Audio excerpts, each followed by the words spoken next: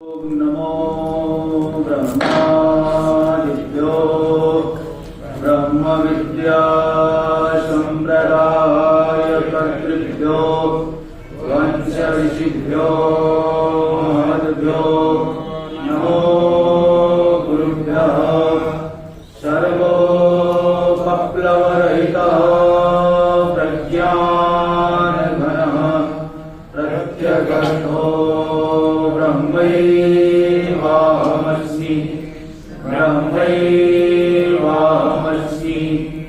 नारायणं पद्मभवं वसिष्ठं शक्तिं च तत्पुत्रपराशरं च व्यासं सुखं घोषपदं महान्तं गोविन्दयोगीन्द्रमथास्य शिष्यम् श्रीशङ्कराचार्यमथास्य पद्मा आदं च हस्तामलकं च शिष्यं सन्तोषकं वार्तिककारमन्या नस्माद्गुरुं सन्ततमानतोऽस्मि श्रुतिस्मृतिपुराणानाम् आलयं करुणालयम् नमामि भगवत्पादं शङ्करं लोकशङ्करं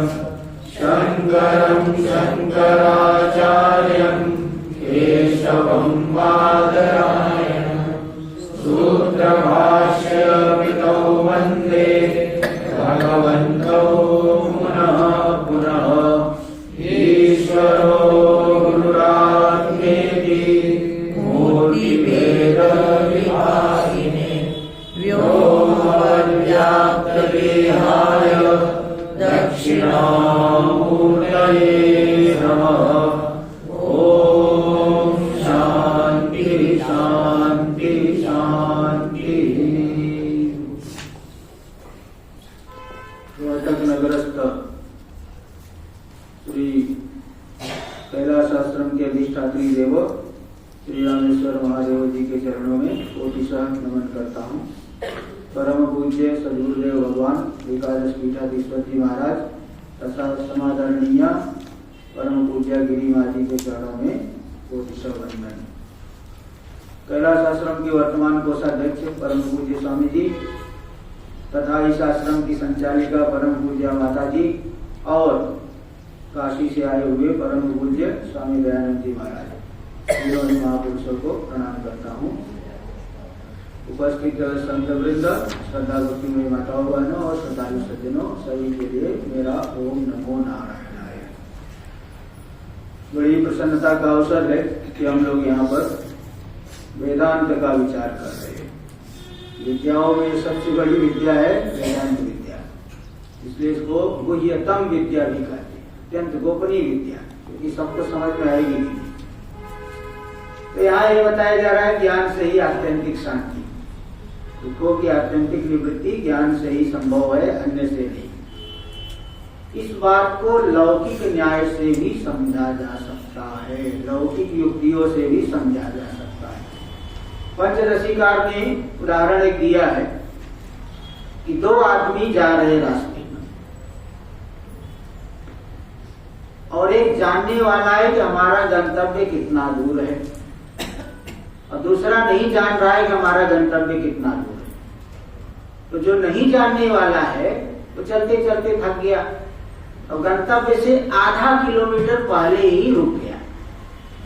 रात भर उसको मच्छर काटे, भूखा रहा, परेशानी का अनुभव किया, अगले दिन बीमार पड़ गया। और दूसरा जो जानने वाला था उसको मालूम था कि भले थक गया हो, आधा किलोमीटर ही रह गया है, आराम से वहां पहुंच गया, धर्मशाला में रहा, मच्छर भी नहीं काटे, खाना भी खाया, बीमार नहीं पड़ा। तो ज्ञान और अज्ञान में अंतर आ गया कि नहीं? मार्गे गंत्रो द्वयो श्रान्तौ समायामप्य दूरताम जानन धैर्या द्रुतम गच्छेत् अन्यस्तिष्ठति दीनधि। तो देखो दोनों यही उदाहरण दिए पंचदशी कि मार्ग में दो लोग जा रहे हैं, दोनों ही थक गए हैं, लेकिन जानने वाला धैर्य पूर्वक गंतव्य पे पहुंच गया, उसने आगे कठिनाई नहीं। और नहीं जानने वाला आधा किलोमीटर पहले रुक करके मच्छर से कटवा रहा है, खुद को परेशान हो रहा है। तो ज्ञान और अज्ञान में कितना अंतर है, पंचदशी की बात बता दिया है। और गीता का 13वें अध्याय में भगवान भाष्यकार ने भी एक श्लोक वहां दिया है। क्या श्लोक है? सर्पान कुशाग्राणि तथोदपानं ज्ञात्वा मनुष्या परिवर्जयन्ति अज्ञानतस्तत्र पतन्ति केचित् ज्ञाने फलं पश्य यथा विशिष्टम्। बोले सर्पान कुशाग्राणि तथोदपानम, कहीं झाड़ी में सर्प रह रहा है, नहीं जानने वाला वहां चले जाएगा, उसको काट लेगा, जानने वाला दूर ही रहेगा। कुशाग्राणी, कहीं कुशाग्र है, कुशा जो है रहता है, और वहां जाओगे पैर में चुभेगा, जानने वाला नहीं जाएगा, नहीं जानने वाला चले जाएगा। उदपान, पुराना कुआं है, नहीं जानने वाला वहां चले गया, झाड़ियों से ढका हुआ है, पत्तों से, उसमें गिर गया, परेशान हुआ, नहीं जानने वाला, और जानने वाला वहां नहीं जाएगा। अज्ञानतस्तत्र पतन्ति केचित्, अज्ञान से कुछ लोग उन चीजों में पतित हो जाते हैं। तो ज्ञाने फलं पश्य यथा विशिष्टम, ज्ञान में देखो कितना विशिष्ट फल होंगे। तो ज्ञान और अज्ञान में बहुत अंतर होता है, इसलिए ज्ञान से शांति मिलती है, आत्यंतिक रूप से दुखों की निवृत्ति हो जाती है। शास्त्र इसी बात को बता रहे हैं। तो यहाँ पे लौकिक न्याय से भी ये बात सिद्ध है, इसलिए कोई ऐसा नहीं केवल शास्त्र में लिखा है आंख बंद करके विश्वास कर लेना है। थोड़ा युक्ति संगत बात होनी चाहिए।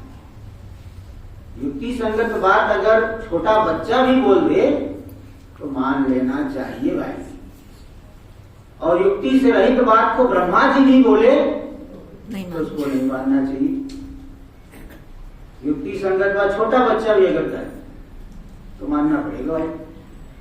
एक बार जो है कोई गौशाला बनवा रहे थे सेठ जी, तो बोले कि गौशाला में 2 दरवाजे बनवा रहे, एक दरवाजे से गाय आएगी और एक दरवाजे से बछड़ा। तो नौकर ने बताया कि जिस दरवाजे से गाय आ जा सकती है बछड़ा नहीं आ जा सकता।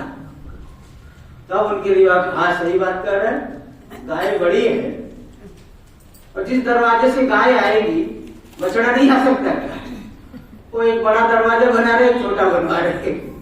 नौकर ने तुरंत उनको टोक दिया, उनको लगी हाँ सही बात कर रहा है, बड़े दरवाजे से गाय आ सकती है तो बछड़ा क्यों नहीं आ सकता?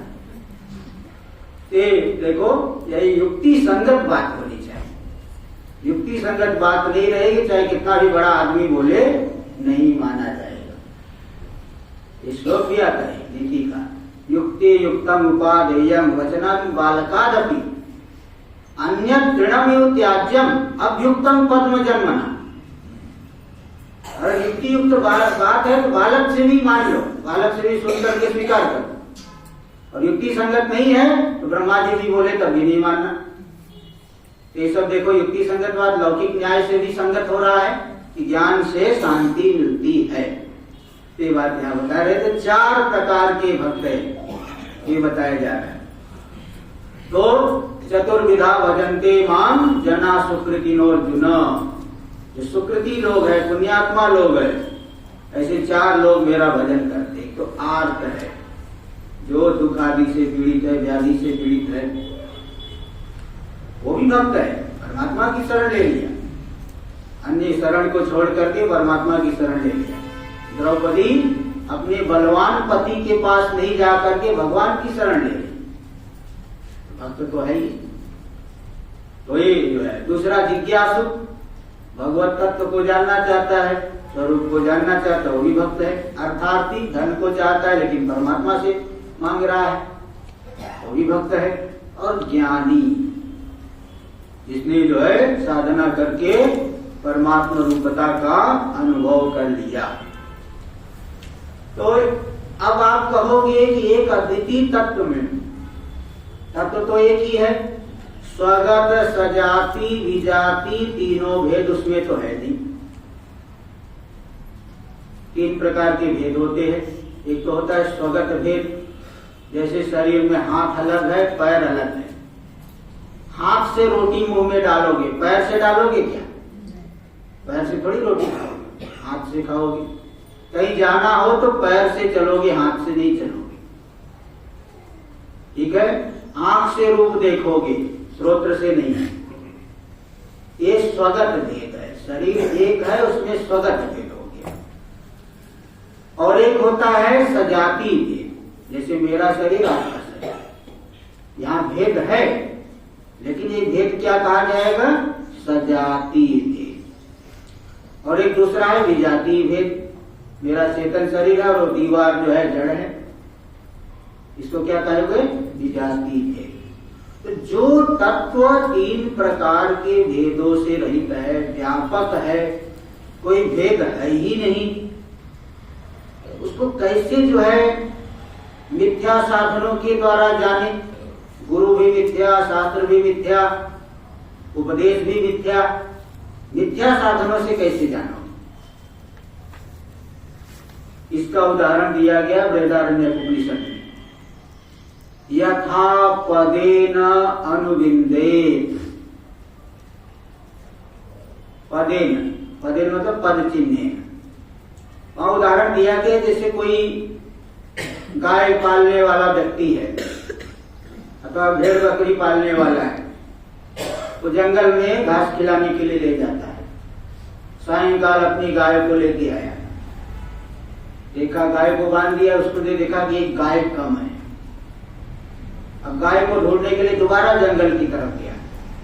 कैसे ढूंढेगा? वो जंगल के भीतर जाते जाते देखेगा गाय के पद का चिन्ह ढूंढेगा। पद के चिन्ह को देखते देखते गाय तक पहुंच जाता है। ये जो गो के पद का चिन्ह है वह गाय है क्या? वो गाय नहीं है, लेकिन उस चिन्ह को देख करके गाय को पा लिया। मिथ्या साधनों के द्वारा, कल्पित उपायों के द्वारा आत्म तत्व का ज्ञान।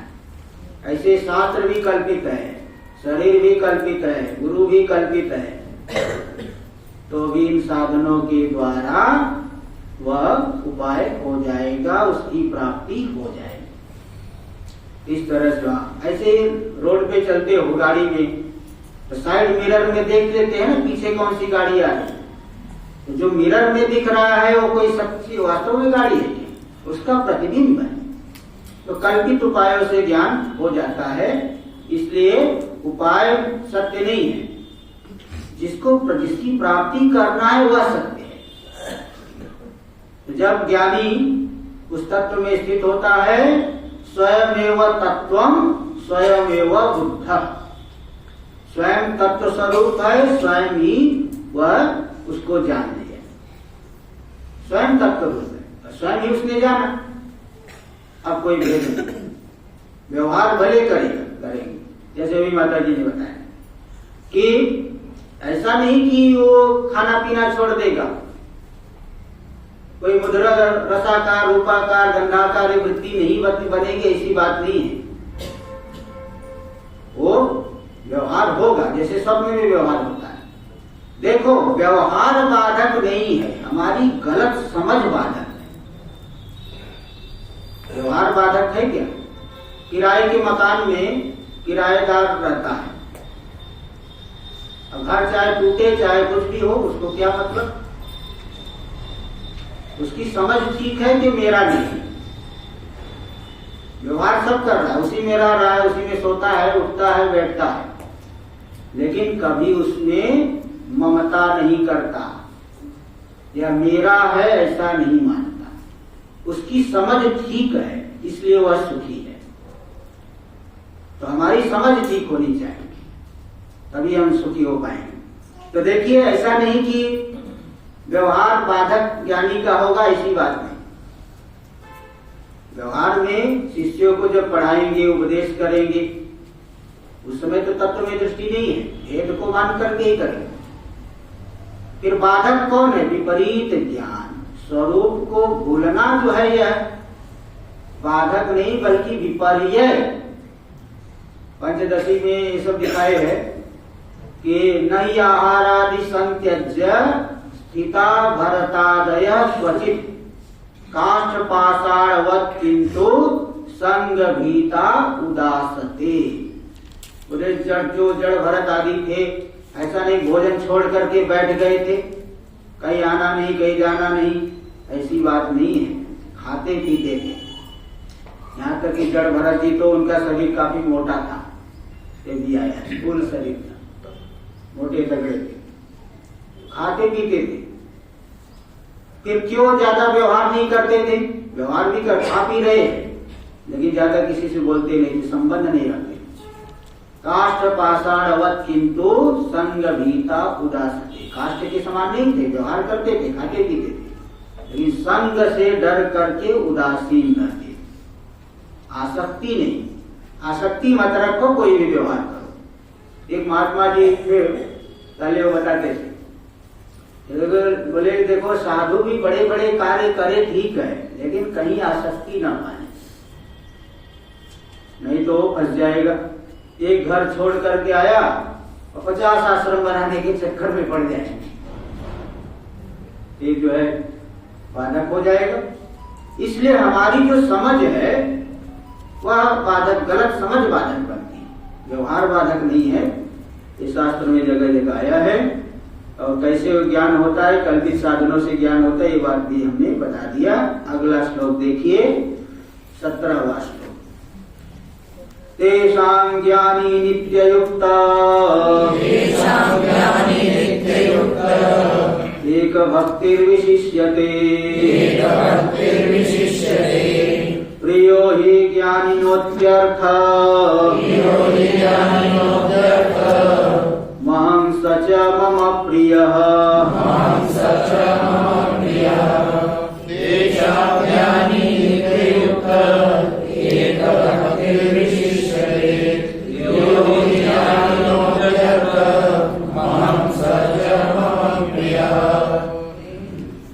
जरा इसको 2 बार बोलिए।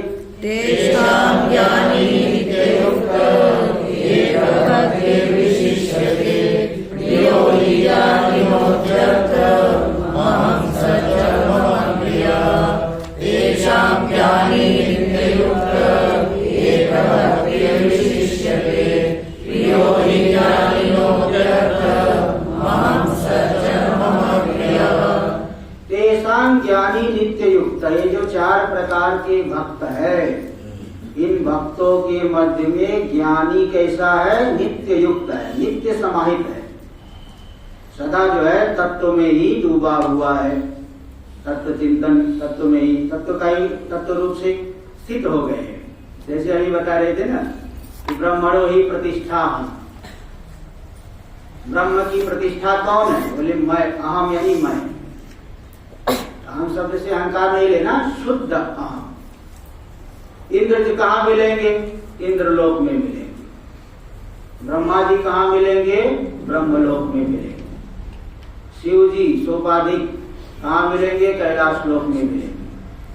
परमात्मा को खोजोगे कहाँ मिलेंगे? हमारे शुद्ध अहम में ही मिलेंगे। ब्रह्मणो ही प्रतिष्ठा अहम, ब्रह्म परमात्मा प्रतिष्ठति अस्मिन् इति प्रतिष्ठा। ब्रह्म की स्थिति का आधार, राजा जो है राजधानी में मिलते हैं, ब्रह्म कहाँ मिलेगा? पहाड़ पे मिलेगा। आप प्रश्नोपनिषद उठाइए, 6th अध्याय 6th प्रश्न, वहां पे सुकेशा भारद्वाज नाम के ऋषि पिपलाद महर्षि से प्रश्न किए, क्वासौ षोडश कला पुरुष, बोले वो 16 कल पुरुष कहाँ रहता है? कहाँ मिलेगा? कहीं पहाड़ पे जाना पड़ेगा, नदी के किनारे जाना पड़ेगा, गुफा में जाके बैठेंगे, कहाँ मिलेगा? तो बस उन्होंने कहा कि है अंत शरीरे सौम्य स पुरुष यस्मिन् एता षोडश कला प्रभवन्ति। हे सौम्य, इसी शरीर के भीतर ही बुद्धि में जो अभिव्यक्त हो रहा है वही तुम हो, वही षोडशकल पुरुष है। इसको ढूंढने के लिए कहीं जाना नहीं पड़ेगा। तुम्हारा जो शुद्ध रूप है वही षोडशकल पुरुष, वास्तव में तो निष्कल है, कलाओं के द्वारा षोडशकल हो गया। वो तो है निष्कल, लेकिन 16 कलाओं से विशिष्ट होकर के क्या कहती है? 16। जैसे कोई आदमी है प्रधानमंत्री पद पे बैठ गया, क्या कह देंगे? प्रधानमंत्री। भोजन बनाने लगा, रसोइया हो गया। उपाधि को लेकर के अलग अलग नाम पर 16 कलाओं को लेकर के षोडशकल कर दी, लेकिन वास्तव में क्या है? निष्कल पुरुष है वो। इसलिए वो कहाँ मिलेगा? हमारे शुद्ध अहम में।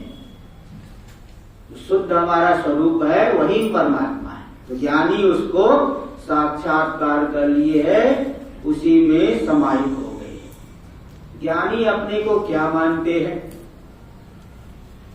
ज्ञानी अपने को यही मानते हैं, जैसे कि लोक में देखिए सुबह हमारे शरीर की छाया थोड़ी छोटी रहती है,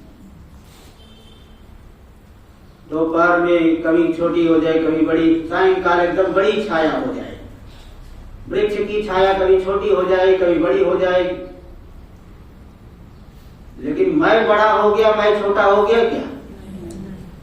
मैं न तो बड़ा हुआ न छोटा हुआ। छाया बढ़ गई। फोटो फट जाने से मैं नहीं नष्ट हो जाऊं। फोटो लगा के रखे हो, फट गया फोटो तो क्या आप मर जाओगे? फोटो के फटने से हम थोड़ी मर जाएंगे।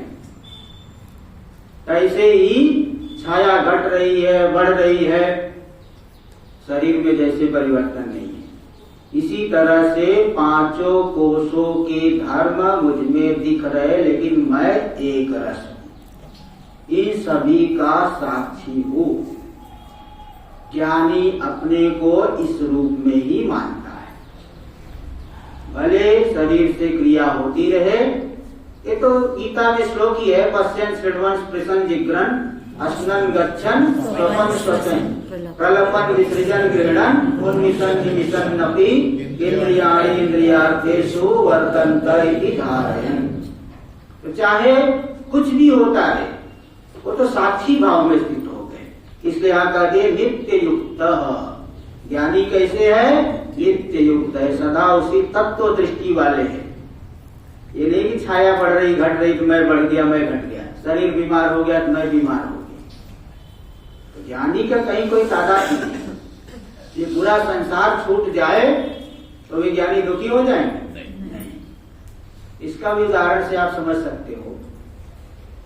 जैसे कोई युवा व्यक्ति एक उसका शरीर छूट गया तो लोग बहुत दुखी होते हैं। अरे देखो, अभी तो ज्यादा कहाँ, उसने ज्यादा दुनिया ही नहीं देखी थी, अभी तो उसके सुख भोगने के दिन आ रहे थे, बेचारा कैसे मर गया। लेकिन एक दूसरा उदाहरण देखिए, कोई आदमी है, उसको ऐसी बीमारी लग गई है, उस बीमारी से छुटकारा नहीं मिलेगा, बहुत कष्ट पा रहा है। तो लोग क्या कहते हैं? इसका शरीर छूट जाता तो ही अच्छा था। कहते कि नहीं? भाई इतनी उसको कोई भी ऐसी बीमारी लग गई को ठीक हो गई, और बिस्तर पे लेटे रहता है और बहुत परेशान होता है, बहुत दुखी होता है, चिल्लाते रहता है। तो लोग यही कहेंगे इसका शरीर छूट जाता तो ही ठीक था। तो जैसे वहां पे लोगों की जो दृष्टि हो रही है, ज्ञानी की पूरे संसार में ही ऐसी दृष्टि है। सब पूरे संसार को ज्ञानी क्या देख रहा है? विनाशी देख रहा है। इसलिए सांसारिक हानि से अपनी हानि नहीं। तो ये इस दृष्टांत से आप समझ सकते हो। इसलिए 4 प्रकार के भक्तों के मध्य में ज्ञानी कैसा है? नित्य युक्त है, सदा समाहित है, उसी में स्थित हो गए। एक भक्ति एकस्मिन् अथवा एको एका भक्तिर्यस्य अथवा एकस्मिन् भक्तिर्यस्य। भक्ति का क्या एका भक्तिर्यस्य। भक्ति मतलब भजनीय, कर्मणि लेना। एक ही भजनीय है जिसका, आत्मस्वरूप ही जिसका भजनीय है, भजन के योग्य है, जो जिस आत्मस्वरूप का ही चिंतन करता है, ऐसा ज्ञानी है। एक भक्ति वाले हो, एक ही भजनीय स्वरूप है, अन्य नहीं, अन्य उसका। इसलिए अव्य विचारणी भक्ति की बात जो अभी बता रहे थे, अन्यत्र उसकी आस्था नहीं, आत्मस्वरूप में ही उसकी निष्ठा है। प्रियो ही ज्ञानिनोत्यर्थम, वो जो ज्ञानी मुझे कैसा है, अत्यंत प्रिय है। अत्यंत प्रिय क्यों है? बाकी तीन लोग भी तो प्रिय है, लेकिन अत्यंत नहीं। जैसे किसी पिता के 4 पुत्र हो, तो चारों के चारों पुत्र प्रिय है, लेकिन जो पुत्र विद्या से श्रेष्ठ, विनय से श्रेष्ठ, आज्ञाकारित्व से श्रेष्ठ, हाँ, कीर्ति से युक्त, प्रतिष्ठा से युक्त है, हाँ, धन कमा के ला रहा है, वह क्या हो गया? अत्यधिक प्रिय।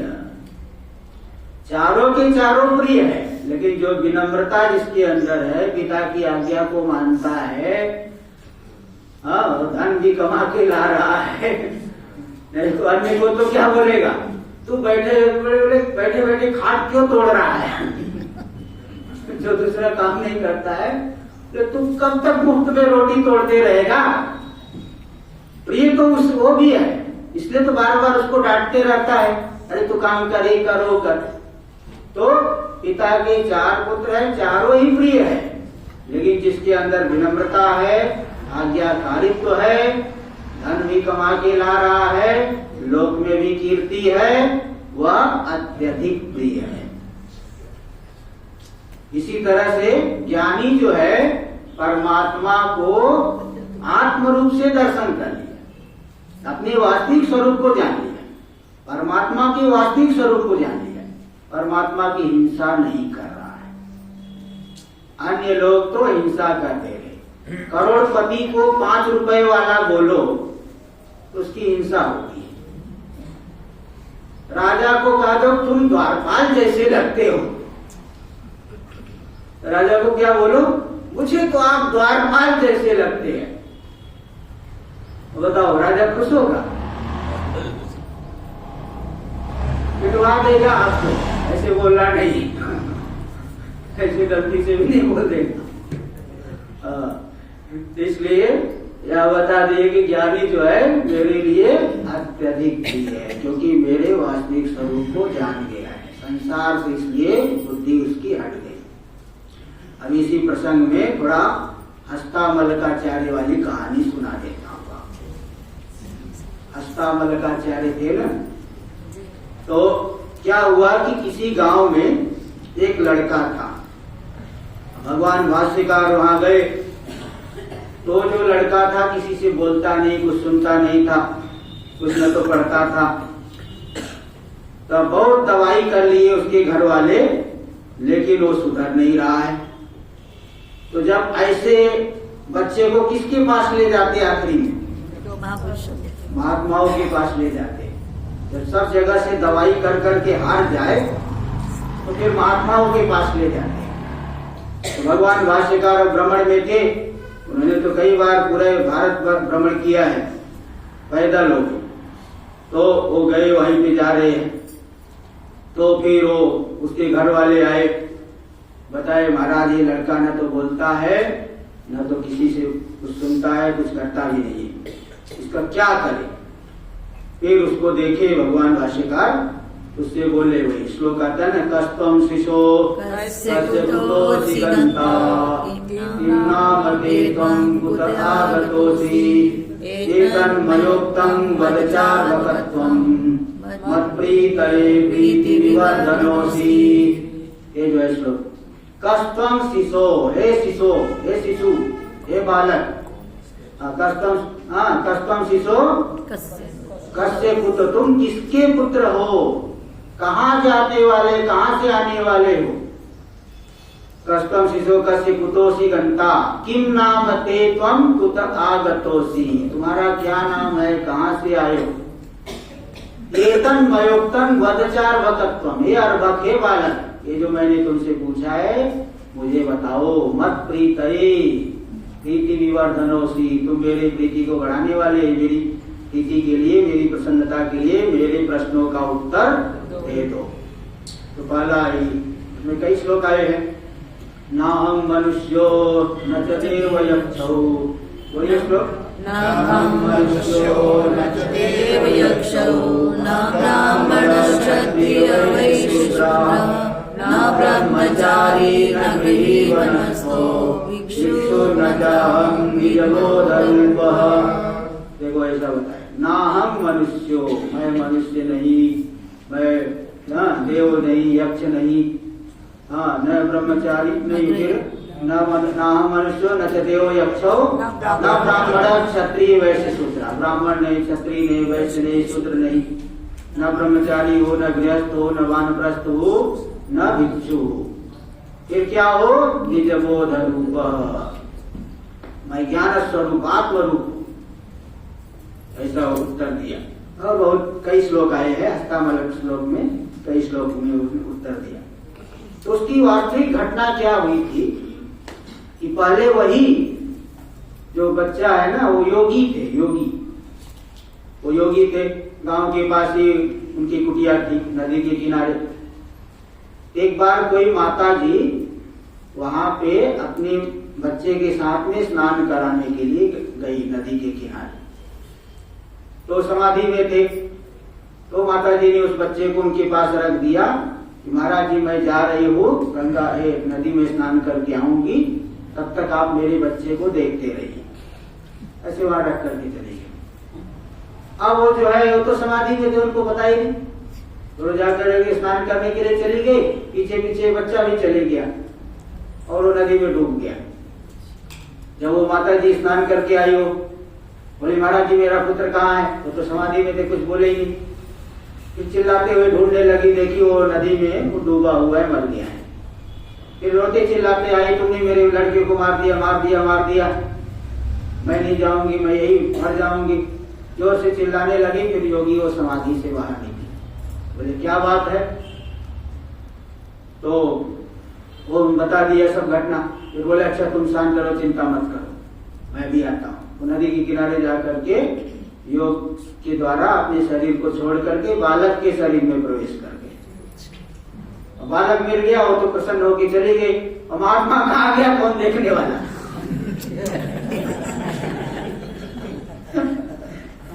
महात्मा को कुछ भी हो, कौन देखता है?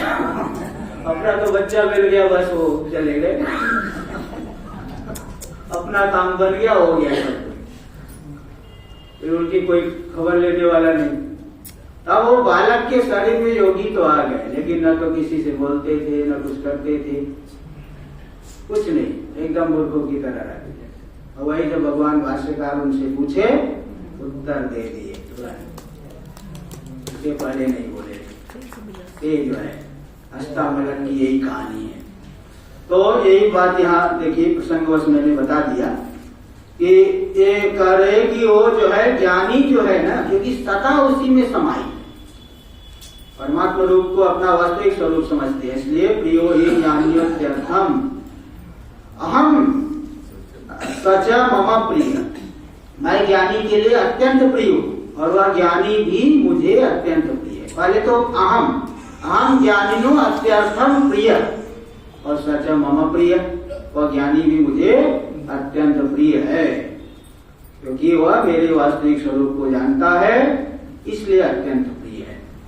इस तरह से चार प्रकार के भक्तों में ज्ञानी श्रेष्ठ भक्त क्यों है, कारण भी बता दिए, यहाँ पे स्पष्ट कर दिए सब चीज। क्योंकि नित्य युक्त है, एक भक्ति वाला है, सदा आत्मस्वरूप का ही भजन कर रहे हैं, और इसलिए परस्पर एक दूसरे के लिए अत्यंत प्रिय है। ज्ञानी के लिए परमात्मा परोक्ष नहीं, और परमात्मा के लिए तो ज्ञानी तो स्वरूप ही है, एक दूसरे से भिन्न हो गए। इस तरह से यहाँ बताए। अब आगे अगला वाला श्लोक आएगा, उसमें भी और स्पष्ट करेंगे इस बात को, उसको हम लोग कल करेंगे। ओम पूर्णमदः पूर्णमिदं पूर्णात् पूर्णमुदच्यते पूर्णस्य पूर्णमादाय पूर्णमेवावशिष्यते। ओम शांति शांति शांति। शंकरं शंकराचार्यं केशवं बादरायणं सूत्रभाष्य कृतौ वन्दे